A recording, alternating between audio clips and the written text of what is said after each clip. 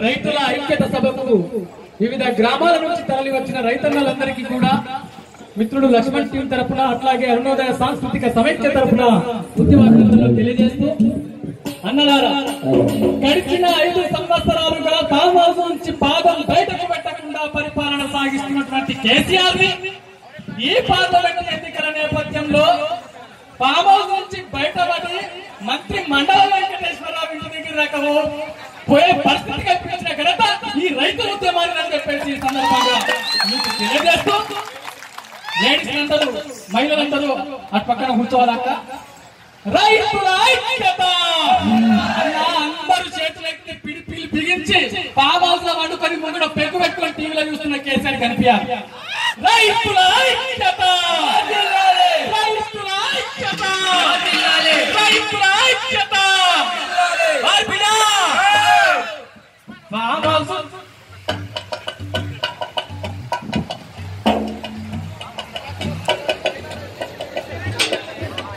పాదం గణపతి కేసీఆర్ సారు మా రైతు దెబ్బకు మండవ ఇంటికి పరుగెత్తిన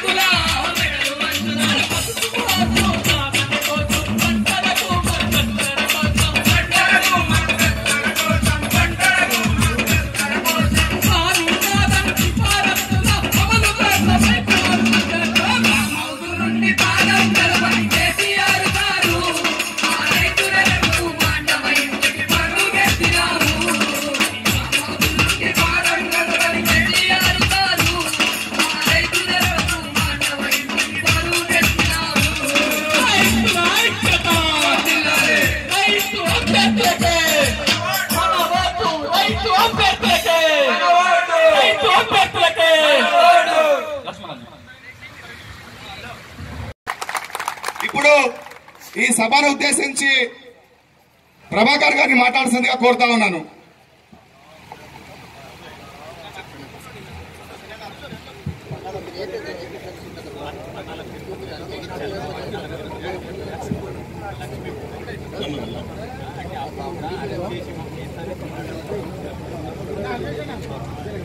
అక్కలు, అన్నలు, నా తల్లులు, రైతాంగ తండ్రులారా, పాత్రికేయ మిత్రులారా, అట్లాగే దేశమంతా ఆర్మూర్ జైతాల్ దిక్కు చూస్తా ఉంది. ఈ దేశంలో వ్యవసాయం ఎట్లా ఉందో, ఈ దేశంలో మన రైతుల్ని ఏ విధంగా మోసం చేస్తా ఉన్నారో అనే విషయాన్ని పార్లమెంట్ ఎన్నికల్లో 176 మందిని నామినేషన్ వేసి ఈ దేశ వ్యవసాయం గురించి చెప్తున్న ఘనత ఈ అన్నలందరిదని చెప్పేసి ఒక్కసారి చెప్పడం ద్వారా మీరు వాళ్ళకి స్వాగతం చెప్పమని కోరుతా ఉన్నారు. అట్లాగే రైతన్నలందరూ కూడా ఇంకా తండోపతండాలుగా వస్తా ఉన్నారు. వాళ్ళందరికీ స్వాగతం, సుస్వాగతం. అన్నలు అడగండి అవ్వైన పువ్వ పెట్టదట, కానీ కన్న తల్లి సౌతి తల్లికి తేడా ఉంటది. ఏ ప్రభుత్వమైనా, ఏ ఓట్లప్పుడైనా, అది సర్పంచ్, ఎంపీటీసీ కావచ్చు, ఎమ్మెల్యే ఓట్లు కావచ్చు, ఇప్పుడు పార్లమెంట్ ఓట్లు కావచ్చు, ఏ ఓట్లప్పుడైనా రైతే రాజు అని చెప్తారా లేదా? చెప్పండి అన్నలు, చెప్తారా లేదా? ఆ రాజు మనల్ని ఏం చేస్తా ఉన్నారంటే, మనం రాజు చేయట్లేదు, వాళ్ళు రాజులు అవుతున్నారు, మనల్ని బిక్కాలు చేస్తా ఉన్నారు అని చెప్పేసి నీకు గుర్తు చేస్తా ఉన్నా. అన్నలు రైతుని రాజుని చేస్తా అంటాడు, మనల్ని బిక్కాలు చేస్తూ వాడు రాజై కూర్చుంటా ఉన్నాడు. అందుకని దయచేసి ఈ దేశానికి, ఈ వ్యవసాయ రంగాన్ని కాపాడుకోవడానికి, దశ దిశ నిర్దేశించడానికి ఉన్న రైతన్నలందరికీ కూడా నేను దండం పెట్టి చెప్తా ఉన్నాను. ఈ ఐక్యతని ముందు తీసుకెళ్దాం.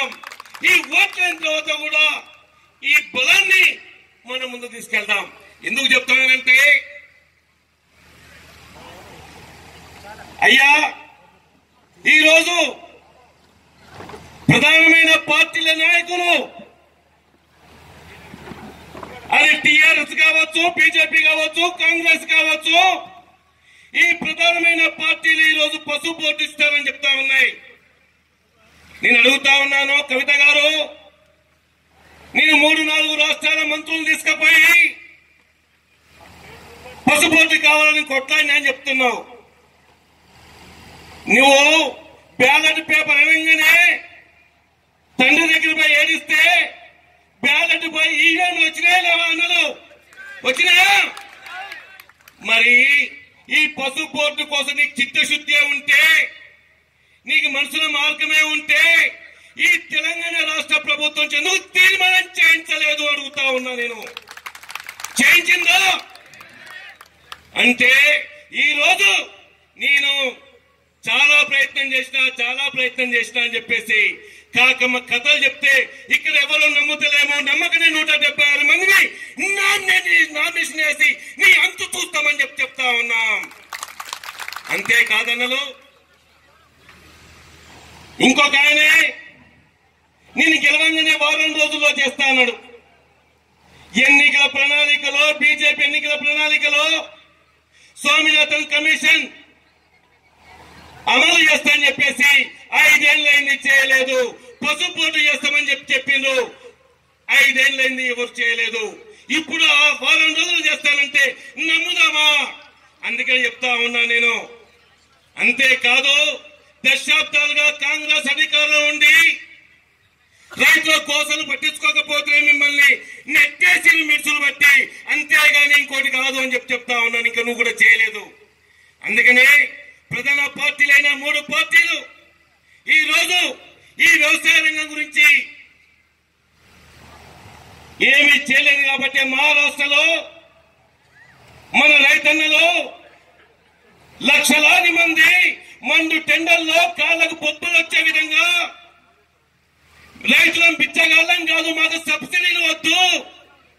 స్వామినాథన్ ఏమైతే చెప్పిండో అక్క చెప్పినట్లు, ఆ తల్లి చెప్పినట్లు ఎండనక వాననక కష్టపడి పండిస్తా ఉన్నాం. మేము మా ఇంట్లో ఉన్న వాళ్ళందరం కలిసి కష్టపడతా ఉన్నాం. జ్వరం వచ్చినా గాని ఈ రోజు మేము పళ్ళకు పోతున్నాం, చేన్లకు పోతున్నాం, పొలాలకు పోతున్నాం. మేము మొక్కజొన్న కంకులు పండిస్తాం. పచ్చి మొక్కజొన్న కంకుల్ని హైదరాబాద్కి వెళ్ళి వచ్చే తుర్కాయను ఇంకొక పెద్ద మనిషి ఈ ఎకరం ఎంత అని అడిగితే మనం ₹1,00,000 చెప్తే 50కి ఇస్తామని బేరమాడతాడు. నిజమా కాదా? బేరమాడి కొనుక్కుంటాడు. బయటకు పోయి బస్టాండ్ చెట్టు కింద యాప చెట్టు కిందకి పోయి వాడు కంకులు కాలుస్తా ఉంటే అదే కంకిని ₹10 చెప్తే ₹5 అడిగితే ఇస్తాడా అన్న? మన కంకికి మన దగ్గర ఉన్నది ధర వాడు నిర్ణయిస్తున్నాడు. అందుకనే స్వామినాథన్ ఏం చెప్పిందంటే ఏ పంటకైనా అది పసుపు గాని ఎర్రచున్న గాని ఒడ్లు గాని ఏ పంటకైనా రైతు కుటుంబ శ్రమతోని భూమి విలువతోని అన్ని కలిపి పెట్టిన పెట్టుబడి మీద 50% వేసి ధర నిర్ణయిస్తే రైతు బాగుపడతాడు అని చెప్పిండు. ఏ సబ్సిడీలు వస్తున్నాడు అదే స్వామినాథన్ కమిషన్ సిఫారసు. ఈ రోజు పసుపుకు ₹1,50,000 ఎకరైనా ఖర్చు వస్తే 18 క్వింటాల్ దిగుబడి వస్తుంది. 4,000 కాడికి వస్తే ₹75,000 నష్టపోతా ఉన్నాం. మనం పోతున్నామా లేదా? 40 మంది వ్యాపారస్తులు సిండికేట్ అయి మన లిండా ముస్తున్నారు. ఆ 40 మంది సిండికేట్ అయిన వ్యాపారస్తులు ఈ ఓట్ల రాజకీయాల్లో ఉన్న వాళ్లకు లక్షలు కోట్లు చందాలిచ్చి నిన్ను జైల్లో పెడుతున్నాడు, నన్ను జైల్లో పెడుతున్నాడు దాన్ని అడిగినందుకు. నిజమా కాదా? అందుకని అన్నలు లీకేజ్ వాటర్ అడిగినందుకు ఈ అక్కలు వచ్చిండ్రు, ఈ తల్లులు వచ్చిండ్రు. దాంట్లో నన్ను జైలు పంపించి ఇక్కడ సురేష్ కూర్చున్నాడు. మిమ్మల్ని కూడా బెదిరించిండ్రు. నైజాం కాలంలో కదా గ్రామాల్లో ఉన్న క్యాంపులు పెట్టి ఆ క్యాంపులతో మనం పొలాలకు పోవాలన్న కష్టమయ్యేది. ఆ గుళ్ళని చెక్ చేశారు. అయ్యా నక్సలైట్లు వచ్చి దొరలు చంపుతున్నారా లేకపోతే దోపిడీని ప్రశ్నిస్తున్నారా? రైతులను కూడా నక్సలైట్ గా భావించే కేసీఆర్ నువ్వు ఇంటికి పోక తప్పదు తప్పదు తప్పదు తప్పదు. తస్మత్ జాగ్రత్త. అందుకని అన్నలు దయచేసి మనం అందరం కలిసి ఈ ఎన్నికలు అయిపోయిన తర్వాత ఈ వ్యవసాయ రంగాన్ని కాపాడుకోవడానికి, పసుపోటు సాధించడానికి ఎర్రచొన్నల్ని ప్రభుత్వం కొనుగోలు చేసే విధంగా మనం ఒత్తిడి తీసుకొద్దాం, మన బలాన్ని చూపిద్దాం. ఇప్పుడు 176 మందికి వేసే ఓట్లు నాకు 100 రావచ్చు, ఈయనకు 500 రావచ్చు, ఒక 5,000 రావచ్చు. మొత్తం 3 లక్షల ఓట్లు వస్తే 4 లక్షల ఓట్లు వస్తే పసుపోటుకు కావాలని చెప్పిన ఓట్లు అవి నిజమా కాదా? అందుకని మన ఓట్లు మనం వేసుకుందాం. ఆ 4 లక్షల ఓట్లు వస్తే స్వామినాథన్ కమిషన్ సిఫారసులు అమలు చేయాలని చెప్పేసి వచ్చే ఓట్లు అని చెప్పేసి చెప్తా ఉన్నాను. అందుకని ఒక్కసారి మీరందరూ రైతుల ఐక్యత వడ్డీలాలంటే దిగుతా, లేకపోతే నేను మైకియ్యా. పిడికిలు బట్టి గట్టిగా రాలి రైతుల ఐక్యత. ఎక్కడో మన శక్తి చూపిద్దాం. మహిళలు కలిగితే ప్రపంచమే తలకిందులైతుంది. అందుకనే రైతుల ఐక్యత. పసుపోటును రైతు అభ్యర్థులకే మన ఓట్లు. రైతు అభ్యర్థులకే 176 మంది రైతు అభ్యర్థులకే ఈ అవకాశం ఇచ్చి మీ అందరికీ కూడా అఖిల భారత రైతు కూలీల తరఫున, రైతు ఐక్య రచన కమిటీ తరఫున ఉద్యమాభినందన చేస్తూ సెలవు తీసుకుంటాం. రైతు ఐక్యత. సాయిరెడ్డి అన్న గారికి కూడా, మున్పల్లి సాయిరెడ్డి అన్న గారికి కూడా జైల్లో పెట్టినటువంటి పరిస్థితి. తన ఇన్నేళ్ల రాజకీయ జీవితాలు ఎప్పుడు కేసులు కాలేవా? నాకు ఇప్పుడే కేసులు అయినాయి. అట్లాగే దేవరం గారు, రామకృష్ణ గారు, అలాగే మోహన్ రెడ్డి జక్రాన్పల్లి అన్న నిలబడన్న తనను, అలాగే మంతాని శ్రీనివాసరెడ్డి గారిని రాన్న పైకి రా. అరే ఇంతమంది రైతాంగం కోసం చేరుకోను ఎందుకన్నా అంత ఇబ్బంది పెడతా పైకి రా. అలాగే వెంకటేశ్ ఆర్మూరు రైతుల కోసము ఆయన ఇంత చిన్న ఏజ్ లో కూడా మనతో ఉంటూ మన ఉద్యమానికి నడిపిస్తూ ఎప్పటికప్పుడు నేను వాళ్ళకి ఏది చెప్పినా కానీ అందరికి కోఆర్డినేట్ చేస్తూ అందరికి సమాచారాన్ని ఇస్తూ ఈ ఉద్యమాన్ని ముందుకు నడిపినటువంటి దాంట్లో ముఖ్యుడు వెంకటేష్. అలాగే నన్ను కూడా 3 రోజులు జైలు. అక్కల్లారా అన్నల్లారా చాలా సంతోషం. ఈరోజు మేము ఇప్పటిదాకా పత్రికల్లో చదువుతున్నది రైతులు ఆత్మహత్యలు చేసుకుంటున్నారని, కానీ ఇక్కడ చూస్తున్నది రైతులు ఎలక్షన్లలో పోటీ చేస్తున్నారు. నిజంగా ఆత్మహత్యలు చేసుకునే రైతుల్ని ఎలక్షన్ల పోటీ చేసే వరకు తెచ్చిన మీ ఉద్యమానికి ముందుగా వందనాలు. ఎందుకంటే రైతులు ఆత్మహత్యలు చేసుకుని పారిపోవరు, మేము ఆత్మహత్యలు చేసుకుని శ్మశానానికి పోము, ఎలక్షన్ల పోటీ చేసి పార్లమెంటుకు పోతామని చెప్పారు. అందువల్ల ముందుగా మీకు అభినందనలు. నాకు చాలా కాలం అర్థం కాని అంశం ఏంటంటే రైతుకు గిట్టుబాటు ధర ఎందుకు ఇవ్వరు? ఇవాళ ఒక టమాటా సీజన్ లో కిలో 5 రూపాయలు దొరుకుతుంది, 2 రూపాయలు దొరుకుతుంది. మీరు మదనపల్లి లాంటి ప్లేస్కి వెళ్తానైతే మనకే రూపాయి ఇచ్చి తీసుకుపోమంటారు, ఎందుకంటే అది పొలం నుండి ఎక్కువ సమస్య వస్తుంది. కానీ మీరు సూపర్ మార్కెట్కి వెళ్ళి ఒక టమాటా పచ్చడి కిలో అడగండి, ఎంత ఉంటుంది? 100 రూపాయలు ఉంటుంది. మరి 5 రూపాయలు ఉన్న టమాటా కిలో పచ్చడిగా మారటానికి 100 రూపాయలు అయింది. ఇందులో ఏమన్నా రాకెట్ సైన్స్ ఉందా?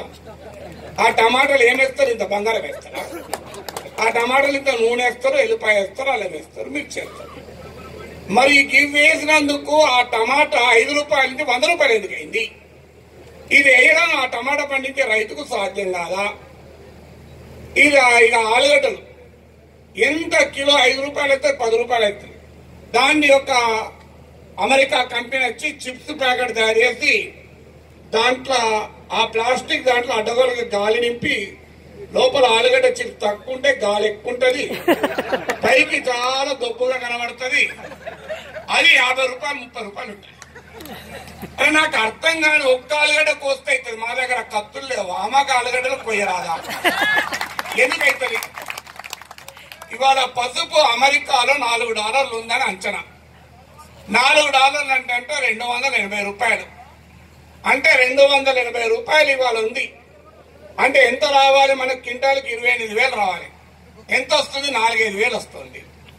మరి ఈ 4-5 అంటే క్వింటల్ పసుపు పట్టుకొని సీజన్ కాన్ టైంలో విమానం బుక్ చేసుకుంటే అమెరికా పోయి అమ్ముకుంటే విమాన టికెట్లు వస్తాయి. నిజమే, మీరు సీజన్ కాన్ టైంలో 28,000 వస్తాయి. సంజయ్ రెడ్డి తెలిసి ఉంటుంది. లేకపోతే 2 కిలోల పసుపు పట్టుకపోయి విమానం ఎక్కిరండి. అందుకే నేను నా కొడుకు అమెరికాలో ఉద్యోగం చేస్తాడు. నిన్న ఫోన్ చేశాడు, ఎక్కడికి పోతున్నారు అంటే ఆర్మూరు పోతున్నా అన్న. ఎందుకు నాన్న అన్నాడు. 2 కిలోల పసుపు కొనుకొచ్చి నేను అమెరికాలో నేను చూస్తానికి వద్దాం అనుకుంటున్నాను.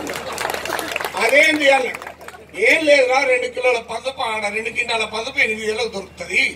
నీ దగ్గరికి వచ్చి అమ్మితే 56,000 వస్తుంది, 48,000 మిగులుతుంది. అందులో కొడుకు చూసినట్టు అవుతుంది అన్నాడు.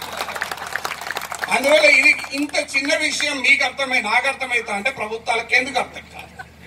నేను ఎమ్మెల్సీగా ఉన్నప్పుడు ఒక పని చేసిన, మీరు టీవీలో చూసింటారు. హైదరాబాద్ చివరిన వెళ్లి కూరగాయలు కొనుక్కొచ్చిన. కూరగాయలు కొనుక్కొచ్చి ఇందిరా పార్క్ దగ్గర అమ్మడం మొదలు పెట్టిన. 50% తక్కువ రేటుకి అమ్మిన. 1 గంట సేపట్లో మొత్తం కూరగాయలు అయిపోయినాయి. ఒక ముసలావిడ వచ్చింది, ఆమెకు నేను ఎమ్మెల్సీ అని తెలియదు. కొడుక నీ కడుపు చల్లకుండా కొడుక, కూరగాయలు మస్తాకు అమ్ముతున్నావు కొడుక, రోజు అమ్మచ్చు కదా కొడుక. ఆఖరికి ఎమ్మెల్సీని కూరగాయలు ఎమ్మెల్యే చేసిన అమ్మ. నేను ఎందుకు చేస్తాను ఈ మాట? ఒక్కరోజు నేను కూరగాయలు అమ్మి సగం రేటుకి అమ్మి 200 రూపాయలు సంపాదించిన ఆ రోజు వట్టి కూడా కాదు. మరి ఈ ప్రభుత్వం ఎందుకు చేయలేదు అని అంటున్నాయి. ఎంత అంటే నీకు నిజాయితీ ఉంటే ఇది సాధ్యమయ్యే పనే. ఇవాళ ప్రపంచంలో పండే పసుపులో అత్యధికం భారతదేశంలో పండుతోంది. భారతదేశంలో అధికారంలో ఉన్నవారు భారతీయ సంస్కృతికి చాలా మొత్తం జిమ్మేదారు టేకేదారు అంతా వాళ్ళే. కానీ వాళ్ళు పసుపుకు రేటు ఇవ్వంటే ఇవ్వరు. కానీ మీరు ఎలక్షన్లలో గెలిచారు ఆల్రెడీ. మీకు చాలా మంది తెలియదు. ఇక్కడ ఉన్న 170 పైగా మంది ఆల్రెడీ గెలిచారు. ఎందుకు గెలిచారంటే 5 ఏళ్లు ప్రభుత్వంలో ఉన్న వారు బోర్డు పెట్టలేదు, కానీ ఇప్పుడు 5 రోజుల్లో పెడతామని అంటున్నారు. నా నమ్మకం ఏంటంటే మీరెవరు పార్లమెంట్ కు పోయినా పోకపోయినా పసుపు బోర్డు వస్తుంది, రాక తప్పది. అయితే మీరు విజయం సాధించారు. అయితే అని చెప్పి ఇంట్లో కూర్చోవద్దు. ఎందుకు ఇంట్లో కూర్చోవద్దు అంటే ఆ బోర్డు ఇంతకుముందు రత్నారెడ్డి గారు చెప్పారు, బోర్డు పెడితే లాభం లేదు, గిట్టుబాటు ధర రావాలి. అందుకే ఇది కేవలం ఈ ఎన్నికతో అయిపోదు. నాలాంటి వాళ్ళు ఇక్కడికి వచ్చింది ఏంటంటే ఈ ఎలక్షన్లలో మీకు సపోర్ట్ చేయడము, ఓటు వేయడం అనేది కాదు. ప్రభుత్వాలకు చెప్పదలుచుకున్నది ఏంటంటే ఇది అంతం కాదు, ఆరంభం మాత్రమే. ఇవాళ 170 మంది నామినేషన్లు వేస్తేనే ఎన్నికల కమిషన్ M3 అని ఈవీఎంలు తయారు చేసింది. చీఫ్ ఎలక్షన్ కమిషనర్ ఆర్మూరు వేదిక నుంచి విజ్ఞప్తి చేస్తున్నా, సార్ మీరు M10 అనే దాన్ని తయారు చేసుకోండి. ఎందుకంటే నెక్స్ట్ టైం వరకు 17,000 మంది నామినేషన్ వేసింది అనుకోండి, ఏమైతుంది? మీరు ప్రతి పోలింగ్ బూత్ ఒక ఆర్మూరు మినీ స్టేడియంలో పెట్టాల్సి వస్తుంది. ఏమైతుంది? ఇది హైదరాబాద్ లో ఇండస్ట్రియల్ ఎగ్జిబిషన్ జనవరిలో ఈవీఎంలో ఎగ్జిబిషన్ పెట్టాల్సి వస్తుంది. అందువల్ల ఇక్కడ ఎంపీగా పోటీ చేసేవారు మేము ఎంపీ అవుతాం, గవర్నమెంట్ అవుతాం, జాతీయ రహదారి కాంట్రాక్ట్ వస్తుందని పోటీ చేస్తలేదు. పోటీ చేసేది ఎందుకంటే మా పోటీ ద్వారా మా కడుపు మంట ప్రపంచానికి చాటి చెప్తున్నాం. ఇవాళ చాలా మంది ఒక మాట అంటారు, మన ఎమ్మెల్యేలు అంటారు, ఇంతకుముందు చెప్పారు రాష్ట్ర ప్రభుత్వం అంటది మా చేతుల్లో ఉందా?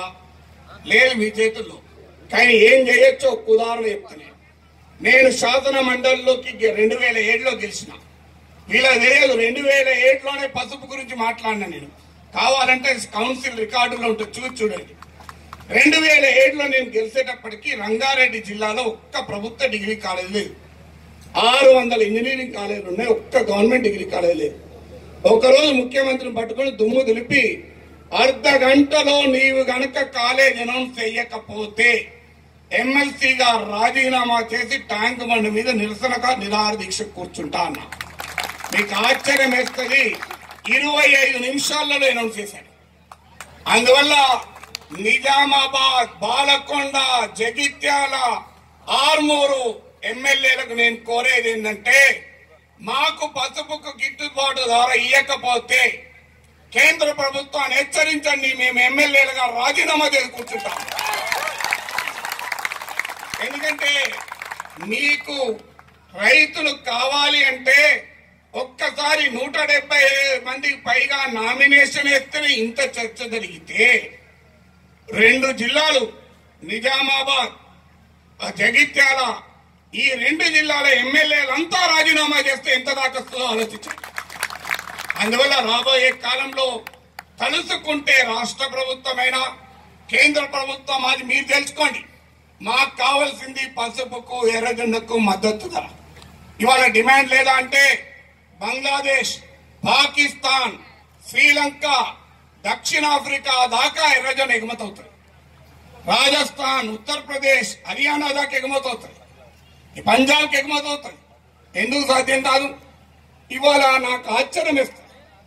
నేను ఆ మధ్య ఒకసారి పేపర్లో చదివాను, వరంగల్ జిల్లా నర్సంపేట ఏరియాలో రైతు గంజాయి పండించిందట. పోలీసులు వచ్చి గంజాయి ఎట్లా పండిస్తావా అంటే మీరే చెప్పింది కదా సార్ గిట్టుబాటు ధరలు వచ్చేది పండించమని. మాకు మా మంత్రులు చెప్పిండ్రు సార్ గిట్టుబాటు ధర వేసేది ఏమన్నారు. నేను అన్ని పంటలు చూసిన సార్ ఎక్కడ గిట్టుబాటు ధరలు వేస్తారు, ఈ గంజాయిలో గిట్టుబాటు ధర ఉన్నది. అంటే గంజాయి పండించమని చెప్పడం లేదు, దయచేసి అట్లా అర్థం చేసుకుంటాను. అంటే ఆ పోలీసు అని తలకాయ పట్టుకున్నాడు, ఏం చెప్పాలో అర్థమవుతుంది. అంటే ఇంకోటి కూడా అన్నాడట, మా మంత్రి గారు వచ్చి పంటల మార్పిడి చేయండి లాభపడతారని చెప్పిందట. అందుకొరకు అప్పటిదాకా పత్తేస్తోళ్ళం మార్చి గంజాయి వేసినాం సార్.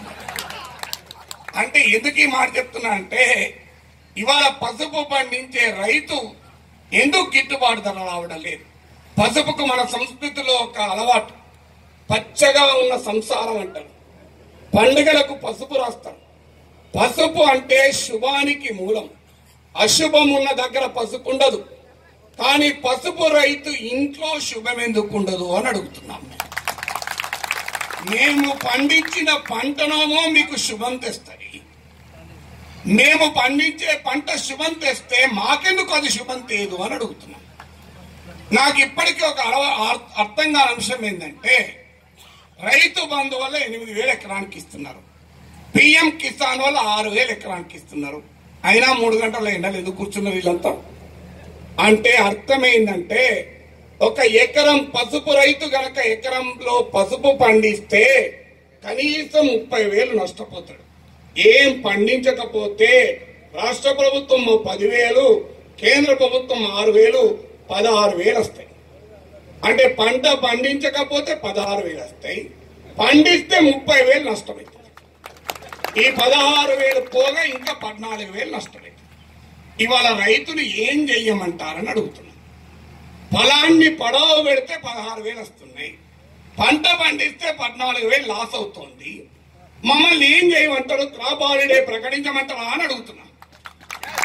కామన్ సెన్స్ కదా. ఇవాళ ఒక స్వామినాథన్ కమిషన్ నుంచి అందరూ చెప్తారు.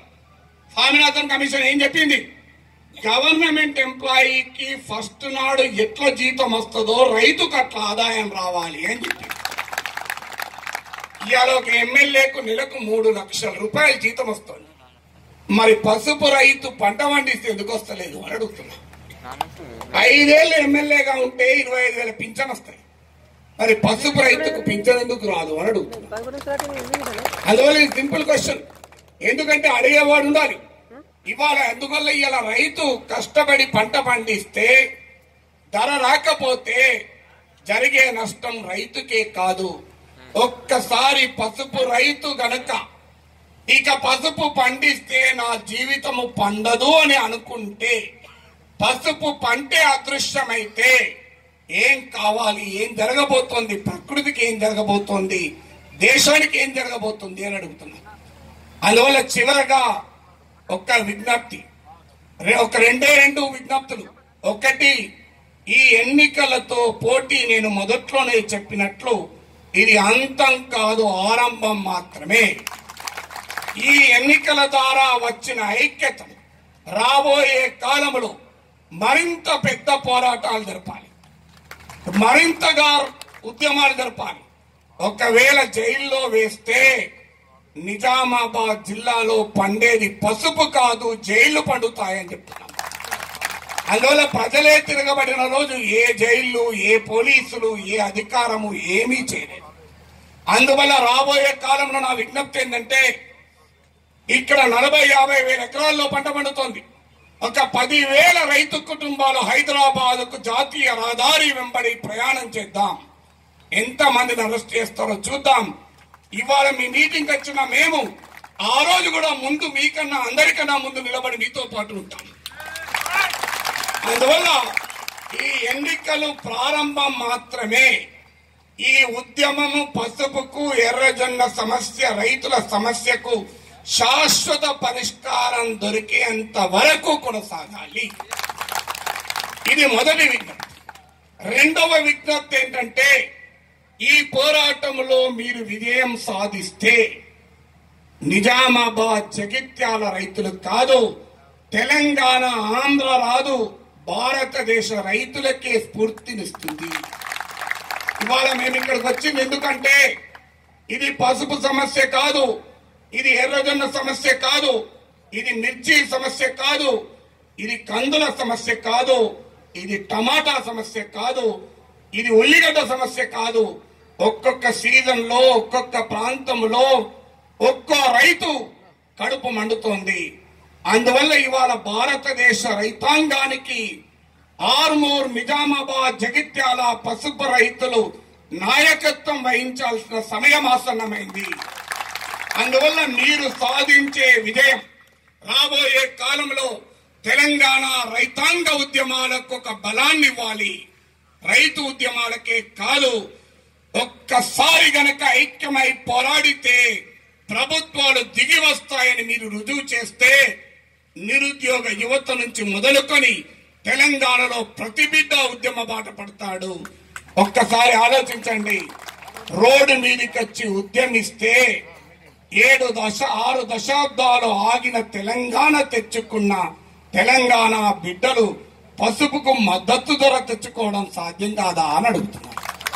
అందువల్ల మీ పోరాటానికి మరొక్కసారి పూర్తి మద్దతు తెలుపుతూ, ఇప్పుడే కాదు మీరు రాబోయే కాలంలో మీరు లాఠీ దెబ్బలు తింటామంటే మీతో పాటు మేము తింటాం లాఠీ.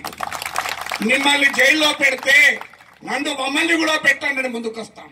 అందువల్ల మీ ఉద్యమాలకు భవిష్యత్తులో కూడా పూర్తి మద్దతుగా ఉంటామని తెలియజేస్తూ, ఈ ఎన్నికల పోరాటం కూడా మరొక్కసారి రాష్ట్ర ప్రజలకు మీ ఈ వేదిక ద్వారా చెప్పేది, ఇది రైతుల అధికార కాంక్ష కొరకు జరిగే పోరాటం కాదు.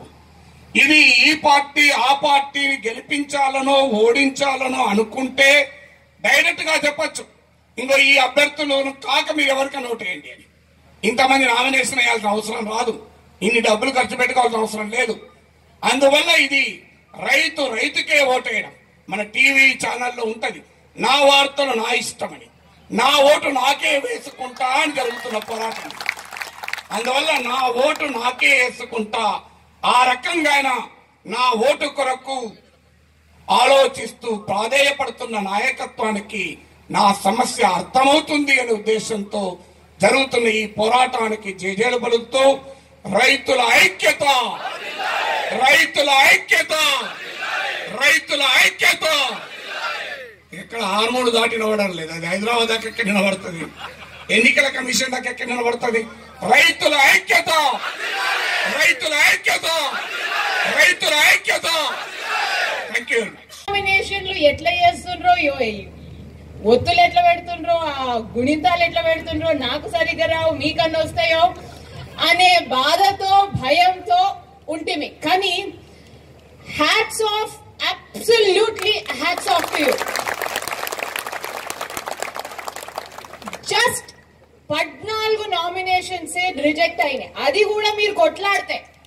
మీరు దగ్గరుండి ఒక్కొక్కటి చూడకుండా ఆ రిజెక్షన్స్ చేసే టైంలో ఒక్కొక్కటి, ఆ స్క్రూటినీ చేసే టైంలో మీరు ఒక్కొక్కటి ఎక్స్ప్లెనేషన్ ఇచ్చేటానికి ఉండబట్టే ఆ 14 మాత్రమే వాళ్ళు తీయగలిగారు. మీరు 178 ఇస్ హిస్టారిక్ ఇన్ ఇండియా. మొత్తం భారతదేశం, తెలంగాణ వదిలేయండి, ఇప్పుడు భారతదేశం మొత్తం మననే చూస్తుంది. ఇప్పుడు 178 live contesting independent nominees, farmers, is a first time, and Nizamabad is going to have a absolutely historic election. Meeru 178 మంది, 187 in all అనుకుంటా. నేను పార్టీ వాళ్ళను 185, నేను పార్టీ వాళ్ళను పక్కకు పెట్టేసి 178 ఇండిపెండెంట్ క్యాండిడేట్స్ మీరు నామినేషన్ అయ్యి విత్డ్రా, స్క్రూటినీని విత్స్టాండ్ చేసి, రిజెక్షన్స్ ని విత్స్టాండ్ చేసి, విత్డ్రాల్స్ కి లొంగకుండా. ఎందుకంటే నాకు కూడా ఫోన్ కాల్స్ వచ్చినాయి, వీళ్ళు ఇట్లా ఎంబట పడుతుండ్రు, ఇంటికి వస్తుండ్రు, అటు వస్తుండ్రు, పొలానికి వస్తుండ్రు, ఇటు వస్తుండ్రు, అటు వస్తుండ్రు అంటే ఎంబట పడి ఫోన్ కాల్స్ ట్యాప్ చేసి వాళ్ళను ఇచ్చేసే ఇదైతే లేదు. మీరే విత్స్టాండ్ చేసి, మీరే భయభ్రాంతులకు లోను కాకుండా, గురి కాకుండా ఉండాల్సిన బాధ్యత మీది అని చెప్పడం జరిగింది. ఎందుకంటే భయపెడుతుండ్రు అనే దానికి కోర్టు కేసు ఫైల్ చేయడానికి అయితే ఏం లేదు. పోలీస్ స్టేషన్ కి పోతే ఎవరు దాన్ని పట్టించుకోరు. సో మీరు 178 మంది ఆన్ 28th మీరు నిలబడి ఉన్నారంటేనే అది పెద్ద విన్. అది మీరు ఆ రోజే గెలిచిండ్రు. 11th రోజు ఏమైతుందో, లేకపోతే May 23rd, లేకపోతే May 23rd రోజు ఏమైతుందో అది వేరే విషయం. కానీ మీరు 28th March of 2019 రోజే మీరు గెలిచిండ్రు. ఇప్పుడు మీరు ఇంత దూరం వచ్చి మీరు చేయాల్సిన కార్యక్రమం ఇంకా ఉంది. ఎందుకంటే మీకు భయపడే ఎలక్షన్ కమిషన్ ఆఫ్ ఇండియా కూడా మీకు ఇంకా సింబల్ ఇవ్వలేరు. వీళ్ళు ఎక్కడ అంటే సింబల్ ఇయ్యలేరురా, ఏం గోలరా ఇది అని అంటే పట్టించుకునే నాదుడు లేరు. కోర్టుకి అర్థమైంది, కానీ కోర్టు చేయవలసింది చేయగలిగింది అంతే. ఎందుకంటే లాస్ట్ 40 ఏళ్లలో ఎలక్షన్స్ ఒకసారి స్టార్ట్ అయిన తర్వాత వీటిని స్టే చేసో పోస్ట్ పోన్ చేసే సంఘటనలు చాలా తక్కువ, అరుదు. సో అది గమనించవలసినంత గమనించింది, చేయాల్సినంత చేసింది. ఇప్పుడు ఇంకా చేసేది ఉంది, ఎందుకంటే మన ఫైట్ ఇంకా ఉంది. ఇండిపెండెంట్ క్యాండిడేట్స్ కి కాన్స్టిట్యూషన్ రాజ్యాంగంలో ఇంకా రిప్రజెంటేషన్ ఆఫ్ పీపుల్స్ యాక్ట్ లో ఉన్న హొసుగులు వాళ్ళు ఇంకా చూసేది ఉంది. కానీ మీరు చేయాల్సింది ఏంటంటే ఎలక్షన్ కమిషన్ ఆఫ్ ఇండియా మీకు గుర్తులు ఇచ్చిన సీసా ½ లీటరో క్వార్టరో హాఫో ఫుల్లో ఇచ్చినా ఇయ్యకున్నా మీరు గెలవాలా.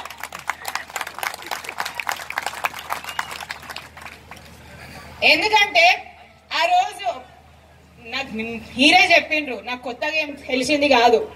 ఆ రోజు ఆయన హెలికాప్టర్ లో వచ్చి అదేంది ఇచ్చేస్తాం అది చేస్తాం, U shape V shape L shape ఏదో షేప్ అని చెప్పేసి అన్నప్పుడు మాకు సీసా ఏమిస్తున్నావు అని అడిగిండ్రు అని చెప్పేసి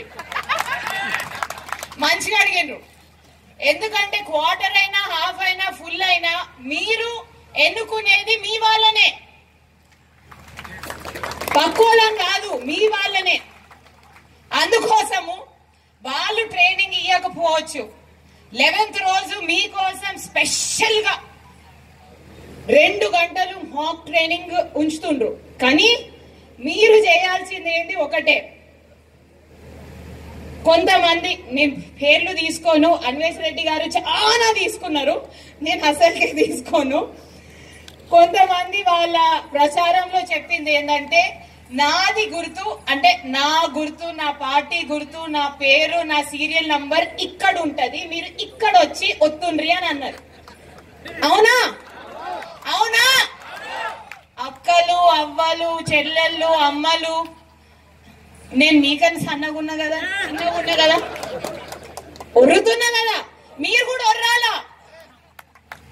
వీళ్ళందరూ ఇచ్చిపెట్టుండ్రి. మీరు ఎలక్షన్స్, నిజామాబాద్ ఎలక్షన్స్ ని డిసైడ్ చేసేది మీరు. వీళ్ళందరూ మీకు మొక్కాల అట్లీస్ట్ నెక్స్ట్ 1 మంత్ కోసం అన్నా. ఎందుకంటే నిజామాబాద్ ఎలక్షన్స్ డిసైడ్ చేసేది రైతు అన్నలు కాదు, రైతు అక్కలే. అందుకోసం మీరెక్కడ వేయాలనో మీరు తప్పకుండా చూసేయాలా, తప్పకుండా వినండి. అయితే సింపుల్ గా చెప్తా నేను. 1 to 12, 1 నుంచి 12 వరకు పెద్ద పెద్ద రూమ్లల్లా మొత్తం హందీఖానాలాగా ఉంచి ఇచ్చేస్తాం అన్నారు కదా. 11వ తారీఖు రోజు మొత్తం ఎలక్షన్ యంత్రాంగం, భారత ఎలక్షన్ యంత్రాంగం, ఇంజనీర్లు సిఇఓలు అందరు ఇక్కడనే ఉంటారట. అందుకోసమని వాళ్ళు మీకు ఏం చెప్తారో చెప్పారో అది మీరు గుర్తుంచుకుంటారో మర్చిపోతారో, కానీ ఒక్కటే గుర్తు